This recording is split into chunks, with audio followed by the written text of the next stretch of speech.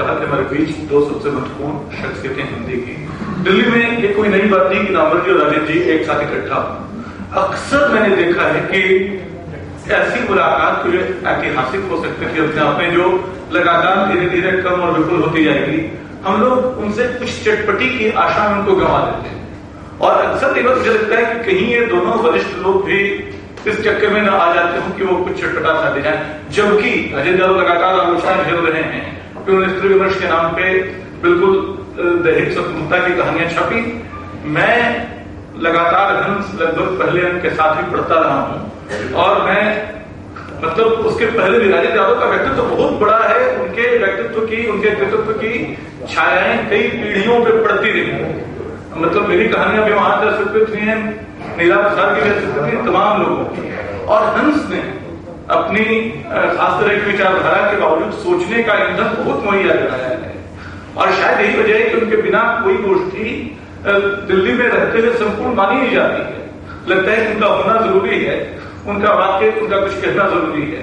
और मैं नहीं मानता हूं कि नीला प्रसाद की कहानियों पर हंस का असर नहीं होगा, हंस से अनाक्रांत वो कहानियां होंगी, लेकिन हम तमाम लोगों का, हमारे भीतर हमारे पुरखे बोलते हैं, हमारी पत्रिकाएं बोलती हैं, हमारे लेखक बोलते हैं। कहीं न कहीं राजेंद्र यादव और नामवर सिंह जैसे वरिष्ठ लोग हमारे बीच होते हैं तो एक बहुत बड़ी बात होती है। अक्सर वो हमारे लिए इतने सुलभ हो जाते हैं कि लगता है कि हम उनका मूल नहीं पहचानते। तो इस बहुत लंबे वक्तव्य के बाद मैं लोकार्पण करने वाले राजेंद्र यादव जी को पहले आपको वही जिसका मैंने गड़बड़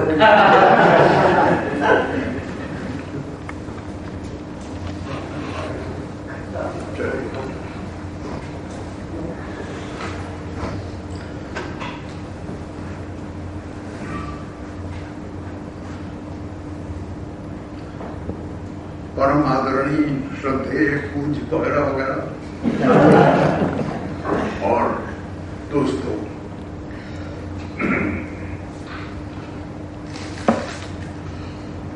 मैं कहूंगा कि नीला प्रसाद की इन कहानियों को पढ़कर मुझे धक्का लगा।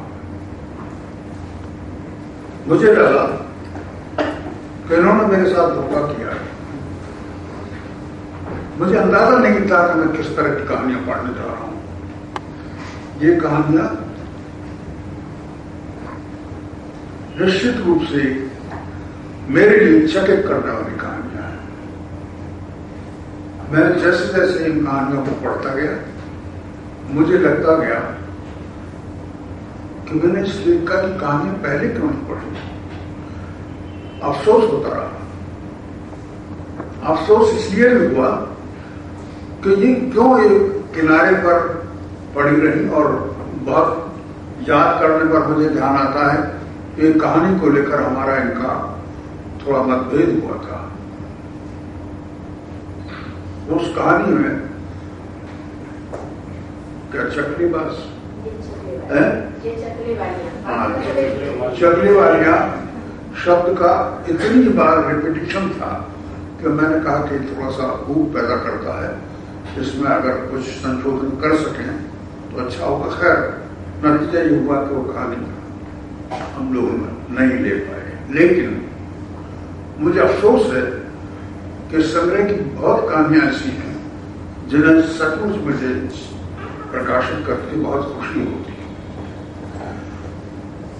अब मैं अगर ये कहूं, कुछ लोग होते हैं जो हर मोहल्ले में होते हैं, हर कस्बे में होते हैं, हर जगह होते हैं, जो बैगन नाम लीजिए तो चढ़ने लगते हैं, उछलने कूदने लगते हैं, तो उनको लोग बैगन कह के ही चढ़ाते हैं, और वो उसी तरह से रिएक्ट करते हैं, उसी तरह से गाली गलौज देते हैं सब। स्त्री विमर्श शब्द कुछ लोगों के लिए शायद वो बैगन हो गया है। नाम सुनते ही घबरा जाते हैं और गालियां देने लगते हैं, और खासतौर से मुझे देहवादी सिद्ध करने के लिए वो स्त्री विमर्श का भी रिजेक्ट करते हैं। मेरी समझ में नहीं आता कि भाई मीरा तो स्त्री विमर्शवादी नहीं थी, लेकिन जब हम स्त्री विमर्श की बात करते हैं तो मीरा को अपने उसमें आलोचना में, समीक्षा में लेते हैं। अब महादेव वर्मा को लेते हैं, वो कहें या ना कहें है, मुझे मालूम है कि कृष्णा सोबती से नाराज होती है।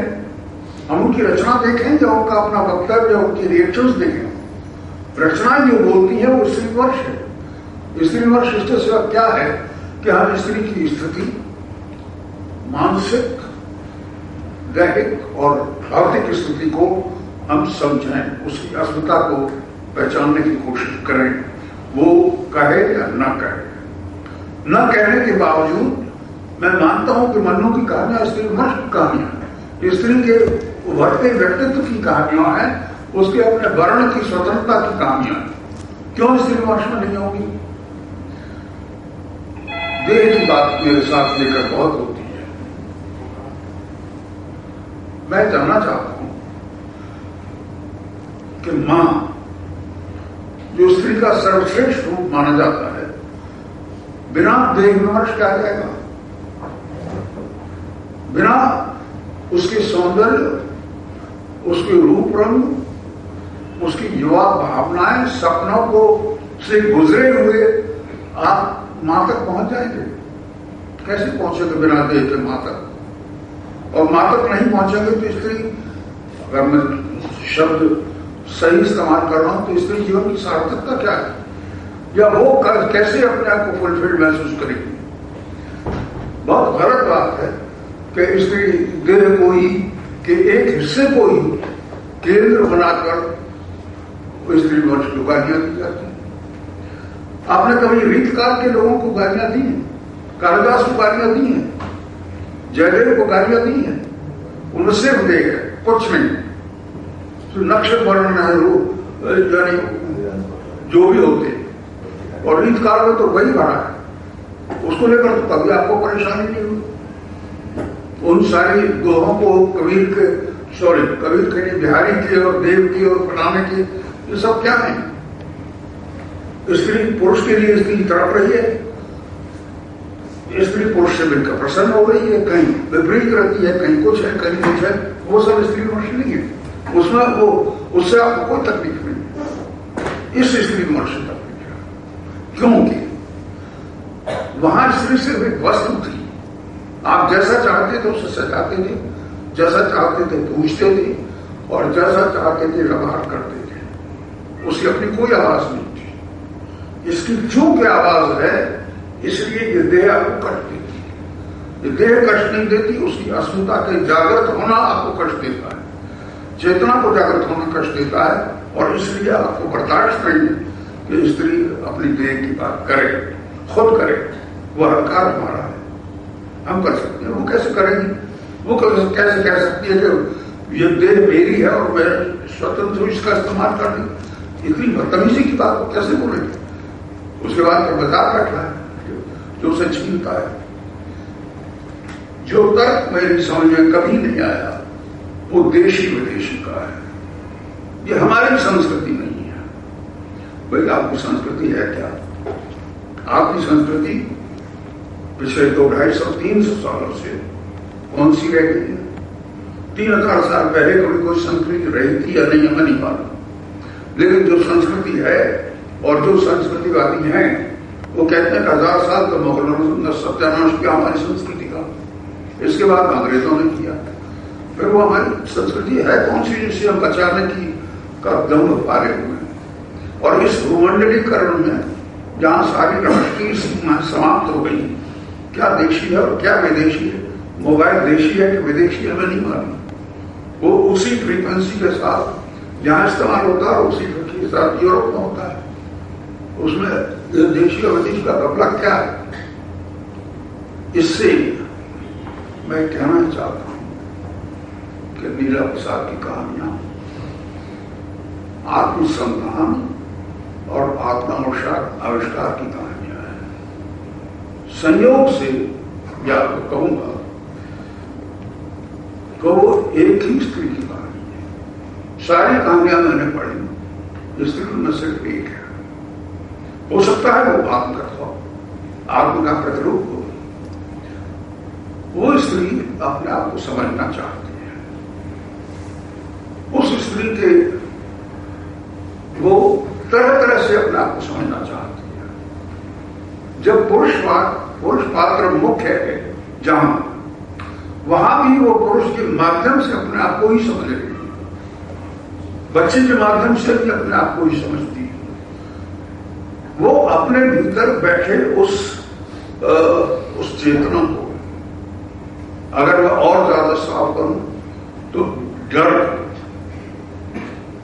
इन कहानियों का मूल तत्व डर है, भय, घर टूट जाने का भय, पति के हट जाने का भय, दोस्त के छूट जाने का भय। ये भय अपने बहुत ठोस रूप में हमें उस बच्ची के गलत बस में बैठ जाने में दिखाई देता है, जहां तरह तरह की कल्पनाएं करती है। यहां परिवार का भय और घर न होने का भय, ये दोनों भय एक साथ हैं। परिवार के अंकुश से छूटना और अपने घर की तलाश। घर जो कहीं मन में है, एक लगभग यूटोपिया की तरह है, पता नहीं वो है ही कि नहीं, लेकिन उसके लिए वो लड़की व्याकुल है। इस द्वंद में नीला जी ने बहुत खूबसूरत कहानियां लिखी है, कहीं सहेली के माध्यम से, कहीं दोस्त के माध्यम से, कहीं मां और बेटी के संबंधों को लेकर कई कहानियां हैं जो एक दूसरे का रिफ्लेक्शन हो, एक दूसरे से संवाद करती हुई। ये उसी महिला की या उसी स्त्री की कहानियां हैं जो इन कहानियों को जी रही है। इसके विभिन्न पक्ष और विभिन्न पहलू इन कहानियों में हमें दिखाई देते हैं। मैं खास तौर से इसमें जिस चीज की तरफ ध्यान आकर्षित करना चाहता हूं, जो फिर मैं कह रहा हूं कि वो भय। आज की स्त्री का भय सबसे बड़ा उसकी स्त्री होने के भय के साथ साथ जो समाज का विवरण सारा है, और जो लांछन, जो दृष्टि है, लोल दृष्टि भी और भर्सना करती हुई दृष्टि भी, सब तरह की दृष्टियों से वो अभ्यस्त में नहीं है, वो असहज है, शी फील्स अनकंफर्टेबल।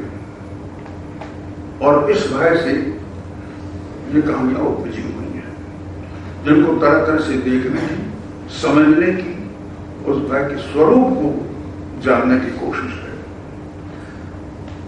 लेकिन मैं कहूंगा कि इस एक वास्तविक भय थोड़ा अरूप बनाया गया है, थोड़ा इसमें अंतर्मन है, एक पैराडॉक्स है। पैराडॉक्स है भाषा और कथ्य का। भाषा दुर्भाग्य से, या कहना चाहिए तो सौभाग्य से, छायावादी है। जब हम निजी मानसिकताओं का और निजी मानसिक स्थितियों, सपनों और आकांक्षाओं का वर्णन करते हैं, अक्सर भाषा हमको छायावादी लगने लगती है। लेकिन यहां जब वो अकेले में होती है, जब अपने आप में होती है, तो उसे फूल, पत्ते, पहाड़ वगैरह वगैरह जो छायावादी उपकरण है सब दिखाई देते हैं। वहां वो सीधे सीधे उस भय से सामना नहीं कर पाती और उसको अपने उन शब्दों में नहीं पकड़ पाती जिनमें वो छायावादी भाषा के साथ साथ वो बच रही है, या उसको एक तरह से घुलनशील बना रही है, द्रवीभूत कर रही है। ये मुझे कंट्रडिक्शन, ये एक अंतर्विरोध लगता है कथ्य में और भाषा में। वरना वो कहानियां, मैं तो जैसा कि मैंने कहा कि मुझे कहानियां वो अद्भुत लगी, रूप कर लिखी हुई लगी, और मेरे इस विश्वास को उसने पुख्ता किया कि स्त्री वर्ष के बहुत आयाम हैं, अनेक क्षेत्र हैं जिन्हें अभी स्त्री को तलाश करना है, जिनका अनुसंधान करना है। ये आत्मानुसंधान की और सेल्फ डिस्कवरी की कहानियां हैं, और इसके लिए मैं नीला जी को बधाई